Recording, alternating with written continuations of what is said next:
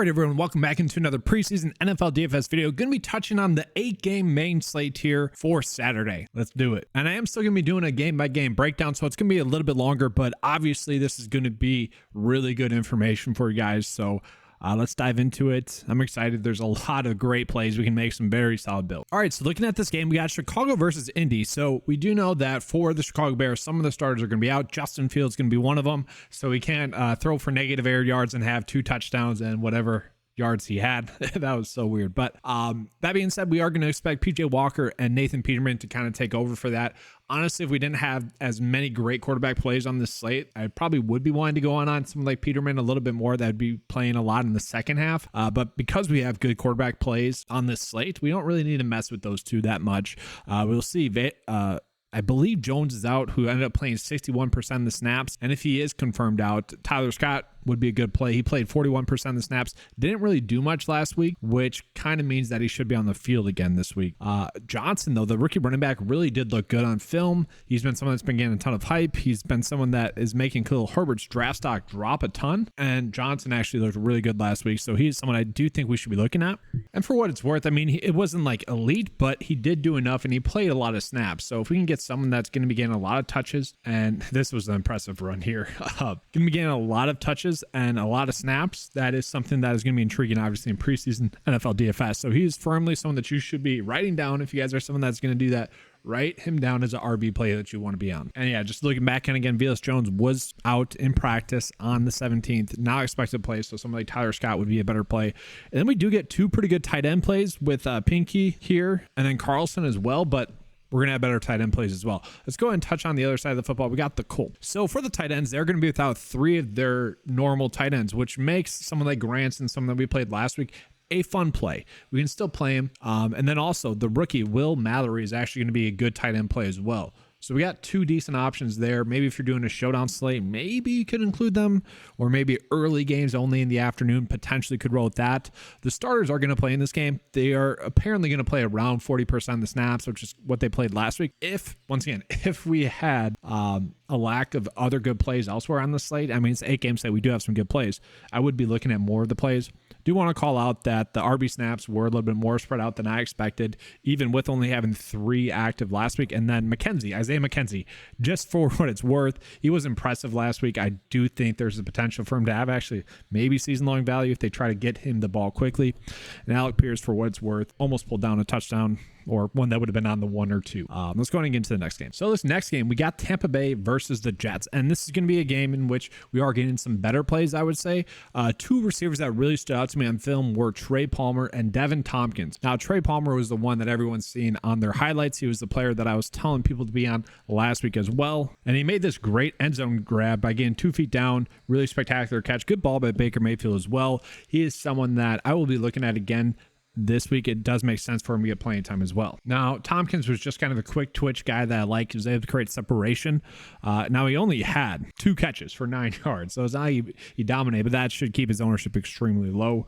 It's an 8-game slate. I don't think we really need to worry about ownership too much. And then that being said, I do just want to call out Sean Tucker did look good as well.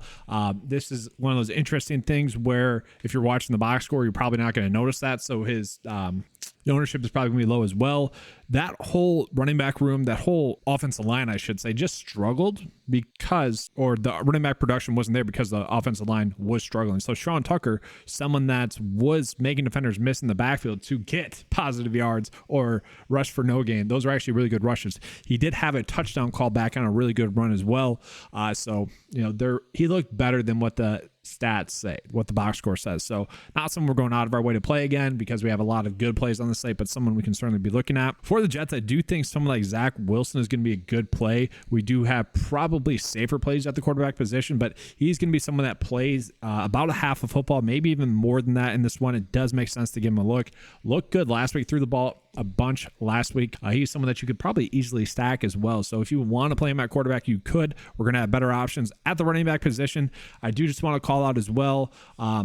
Still not going to butcher his name. He looked really good last week. Got a ton of work as well. That is kind of huge. If he can be playing 40% of the snaps, getting about 10 opportunities in this game, Definitely someone we should have in our player pool. Maybe not exactly someone we're going out of our way to play too much. The issue that I have is with them signing Dalvin Cook, maybe they spread out the workload a little bit more amongst these four just because they know they have that depth now. Receiver position, I actually wouldn't be surprised if this is finally the game that Brownlee breaks out because, well, the last two games, it's made sense to play him just because of the hype. Hasn't really looked the part too much, but this is something that we see happen a lot in preseasons. Like these guys are getting hyped for some reason. It wouldn't be surprising, if that hype kind of comes to fruition in this game. And then actually defense is probably going to be one of the better plays for the Jets. They've only given up 16 points thus far this preseason.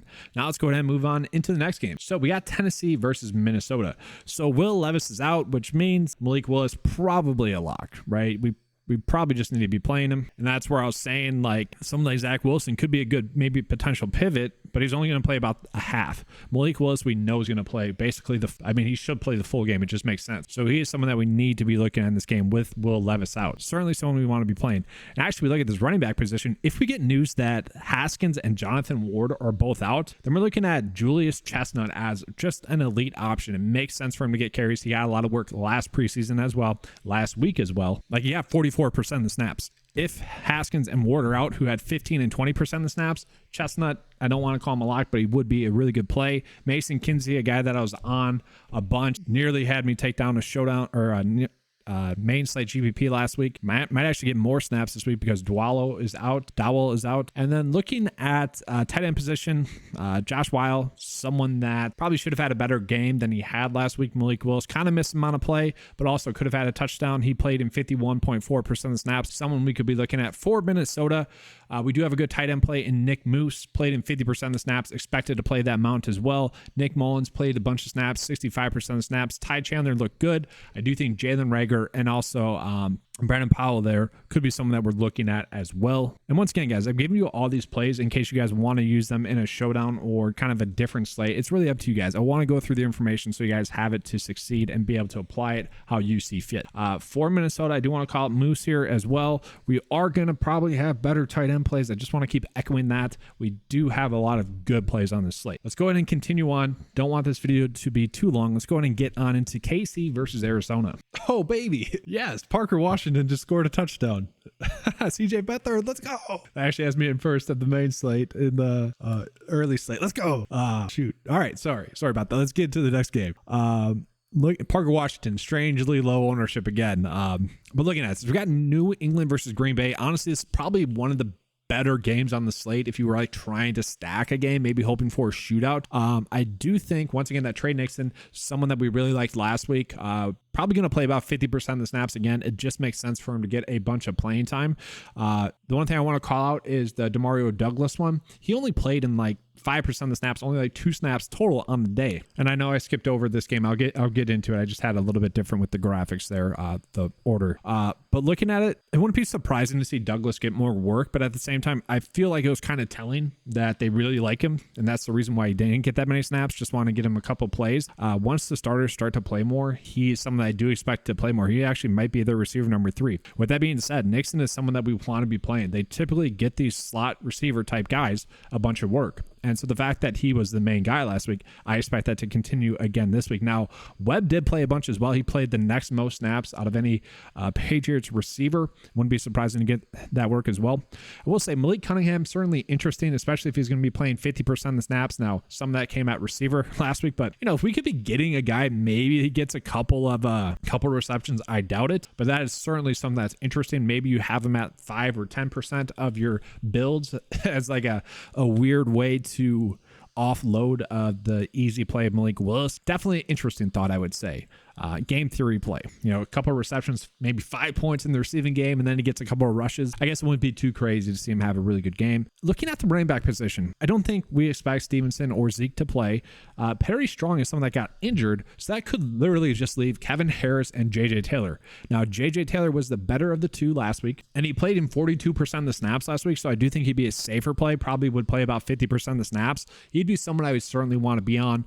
He's certainly someone I want to be on already. Looking at the Green Bay side of it, so the starters are expected to play a little bit more. I would say possibly around 40% of the snaps. Really just depends on, I think, how they play. That being said, Luke Musgrave, tight end play, he might be the top tight end play. There's another one that I really like as well, but he's up there. And then Tucker Kraft as well could be there a really strong play as well because DeGuara is still banged up for the Packers, and also Tyler Davis, who took away a touchdown from us. That was bittersweet. He is something that we could be looking at. Now, I'll touch on this a little bit more in a second when I pull it up, but looking at the running back position, there's a bunch of value here. Patrick Taylor was kind of in this weird spot for preseason NFL DFS because Matt LaFleur had come out and said that, all right, I want to get a feature running back in each game. That's like the quote that he said. Last week it was expected to be Patrick Taylor, but then Tyler Goodson got a touchdown. Wilson had 2 touchdowns, really broke out there. But Taylor is kind of like Jamal Williams for them, where he just does so much correct that you want to get him some work. So Aaron Jones and AJ Dillon, they'll probably play a little bit, but then I think we're going to see a good mix of Patrick Taylor and Wilson. Now, Wilson stood out, guys. He looked really good. For those of you guys that haven't seen the play, I mean, this is a good cutback, good vision. Ooh, makes a miss. And then he actually has a slow 40 time, so it's very strange for him to see him outrun everyone here.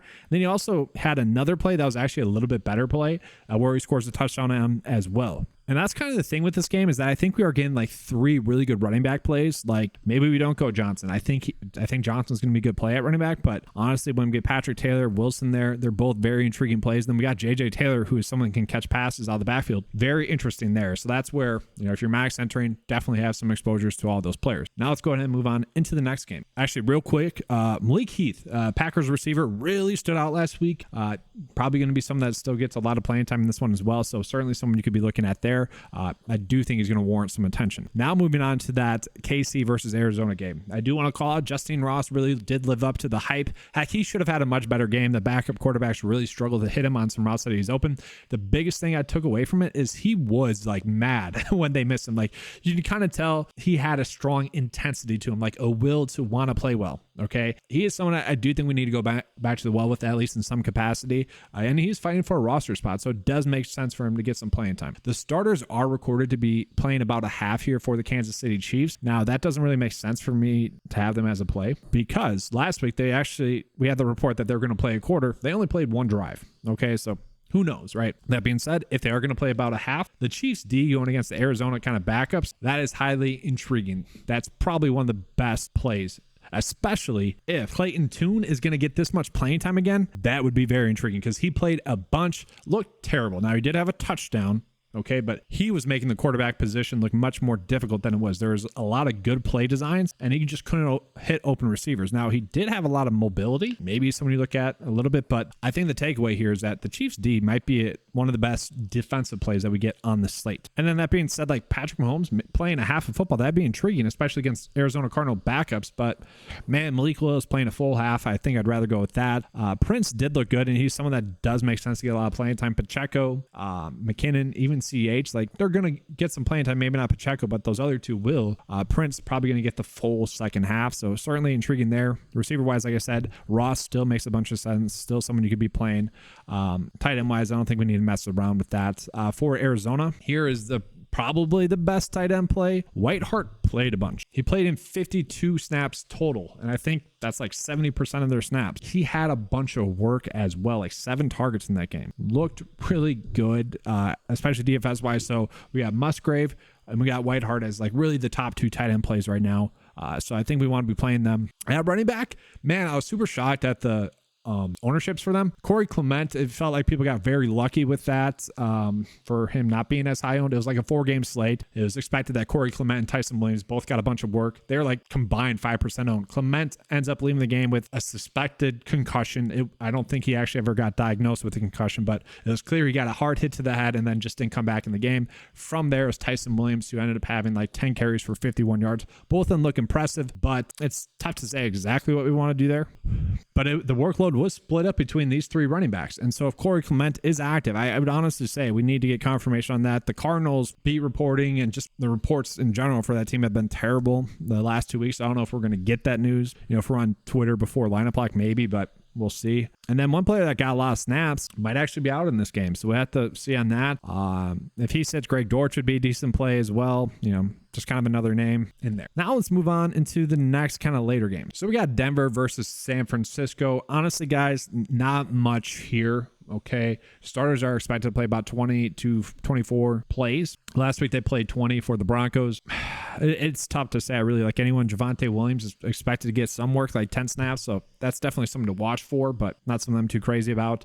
Maybe Denver D a little bit. For the Niners, Brock Purdy is expected to play about a series or two. Trey Lance about the third quarter. Troy Fumagalli would be a decent tight end play, but I don't think we need to mess around with that too much. Ronnie Bell was the receiver that did stand out for them, but all in all, this game seems to kind of just be a wash. I don't think we need to mess around with it too much. Let's move on into the next game. We got Las Vegas versus the LA Rams. So Aiden O'Connell played a bunch last week, and he's actually someone that's expected to play a bunch again this week. You can tell that based off of the underdog props. They have it set very high. And honestly, guys, this is not a bad way to go about maybe making some 50-50 decisions, like just for what it's worth. Jaren Hall and Nick Mullins, that's an extremely high amount for Jaren Hall, who really struggled. I might be betting the under there. We'll see. But they're both expected to get a half of playing time. What I wanted to show you here is 148 passing yards. Like, that could be a very solid pivot off of a very chalky Malik Willis. That being said, Stetson Bennett also has a very high yardage total as well. I didn't get this confirmation at all, but that tells me that both those quarterbacks that played a bunch last week and threw the ball a bunch last week are both expected to get a bunch of work again in this game. I thought Stetson Bennett looked really good after he looked terrible. Like his first series, guys, Stetson Bennett threw 3 picks that probably all should have been pick six. They ended up being dropped. And then from there, he settled in and looked really, really good. It's just one of those weird things, kind of Tom Brady-esque, if you will, where the Super Bowls and whatnot, I don't even want to get into it, but every good quarterback has a couple of bad throws each game, okay? It's just whether or not they get picked off. That was Stetson Bennett. He did have a few bad throws, but then after that looked good. Both of them should firmly be in play. Honestly, I might go 75% Malik Willis, 5% Stetson Bennett, 5% Aiden O'Connell. We'll see. Kind of splitting the difference with other quarterbacks like that. Maybe Nick Mullins, some. We'll see. And then running back wise, we'll start with the Raiders here. Britton Brown was someone that I was expecting to be a very good play last week just because he is the typical practice squad running back that Josh McDaniels loves to run into the ground. Like, this is something that's been lather, rinse, repeat for the past 5 years. It's been the easiest strategy out there. And then he was inactive. This was something I tried to tweet out. I put on YouTube. I put on the Discord chat. If you guys want access to the Discord chat, that is available in the 9 to 5 membership. It's just included in there. Got a bunch of awesome people in there. Just want to toss that. I always get asked that whenever I bring up Discord chat. But I tossed it in there that McCormick there would then be the play that we'd want to go with. And that was part of the tilting thing for me for not taking down a GPP last week, is that I had like a second and third place lineup with him in there. Thought that'd be the difference maker. But McCormick would be the play again if Britton Brown is out. Now, Zamir White did get a bunch of work, like 13 carries. That could easily occur again. Like, he probably does need the workload, the reps, so I don't mind that. Now, the receiver plays were good-ish plays is what I put down there.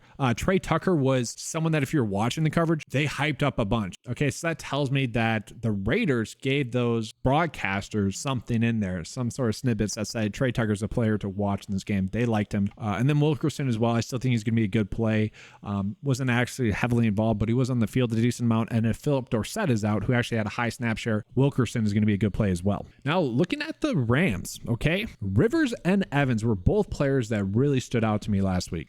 And a lot of people are calling out this pass block by Ronnie Rivers, which is a big thing. Honestly, if he's doing that, he's going to be probably their starting running back. And like, he was a dynamic playmaker like this the whole game last week. Slips through the hole there and just gets upfield, quick burst, looked good. And then kind of like, I don't know if you can ever trust Rivers to be like kind of a workhorse back, but Zach Evans was actually the one that was probably the most impressive in terms of maybe potential fantasy upside.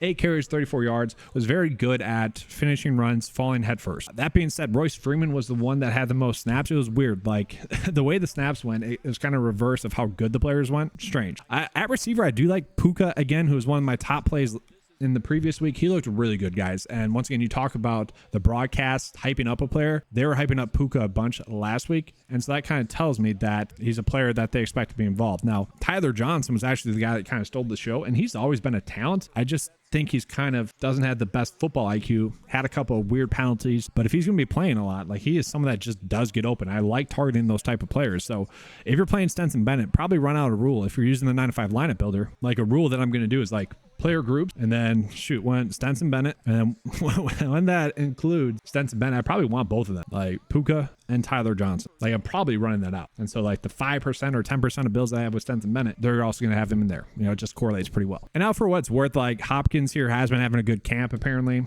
I don't know. I think we have our tight end plays down. And then moving on into the last game, guys, there isn't that much here, to be honest with you. Like Dallas wise, we might be having a good good running back play. We have to see like Deuce Vaughn probably going to get some work. Malik Davis probably going to get some work. I will say Dwaddle probably going to get some work as well. I don't mind like Deuce Vaughn, if you guys want to play him, it makes sense. He's going to get some targets. Don't mind it. I expect Cooper Rush and Will Grier to get about 50% of the snaps each. One play in one half, one play in the second half. It is what it is. Stevenson looked good. Tolbert, decent. Fiocco is probably my favorite play here just because he's always been a solid player. Like I think we can expect him to get around 5 points or so. Obviously, we need to get lucky with the touchdown, but not someone that's terrible. But all in all, it does seem like we're just trying to get lucky there. Tight end wise, once again, it feels like we're trying to get lucky. Seattle, let's go over to them. They are still kind of banged up at the running back position. Kenneth Walker, will he play? Probably not. The stars aren't expected to play too much. So we got Sharman Nade here who like we could potentially play him. Looked good in the preseason last week, but I think the play would still be DJ Dallas. Does feel like we'd probably be forcing that in a little bit. Tight end wise, not much there for me. Receiver wise, I do think we want to go back to the well with Jake Bobo because look how banged up they are. He was kind of the easy play last week. Once again, strangely wasn't chalk. I don't get it. I got this coverage here for everyone and wasn't too chalky, but he's someone I think just given how banged up they are, it makes sense for him to still get snaps. So he's certainly someone I'm going to be looking at. And then that's kind of it. This is what I'm looking at for a build. Now I will say, got the 9-to-5 lineup optimizer out there for you guys with a bunch of projections in there. If you guys want to take advantage of that, make sure to do so. I think that's going to be the best route to go about doing this because we do have a lot of great plays. We want to be able to capitalize on the research that I've done for you guys. Okay. That's really why I did this. So we can be able to, one, we can make some good single entry lineups for sure, but obviously we want to be taking advantage of having a huge edge on the field. And with that being said, I want to remind you guys of the promo code that's going on the 9-to-5 website. This is going to be available for new members only. Get 50% off your first 9-to-5 month membership. Okay, use the promo code playoffs because it is the golf playoffs right now. So got about a week left until the tour championship. This is a $10 membership. Get it for $5. Best value out there. I keep saying that. It's true. Real quickly, I'll get into some props that I like. So Jake Bobo probably going to get a lot of playing time. I would say, we don't probably need to mess with that one too much. Let's see here. Puka, 27.5 receiving yards. I don't know. McCormick, he's probably going to get a little bit more work than that. I don't mind that. The fact that we are getting a Las Vegas Raiders tight end projection is kind of telling to me. Could be a decent play there. Let's see the props that I actually really like. So Patrick Taylor, underdog, thinks he's going to be the better play compared to Emmanuel Wilson. I probably agree with that. Trey Nixon, I expect him to at least get 2 receptions. Could be one that's a push. I actually don't mind the fantasy points there, but that's certainly one that I don't mind. Jalen Reagor, I kind of mentioned this in passing. Played in 50% of the snaps. Certainly someone you could be playing here. Ty Chandler, someone that looked good as well. I don't mind Reagor. Julius Chestnut, I think he's someone that's going to have a good game. I just think he's going to be heavily involved. 5 fantasy points is a lot to get to, but I think he can get there. Sean Tucker, once again, didn't have that much running room. I'm not saying that's going to improve, especially against the Jets defense that looked really good. A little bit of worrisome there. The Tompkins one, that does feel like a pretty good one. Trey Palmer, probably over 3 fantasy points, although 2 receptions is a pretty good one there as well. And then that's kind of it, like 3 pretty good props, I would say. Now that is it. That's all I have for you guys. Hopefully you guys enjoyed the coverage. If you did, make sure to give a like and subscribe. That's all I have today. Let's have a good slate. And as always, let's keep cashing.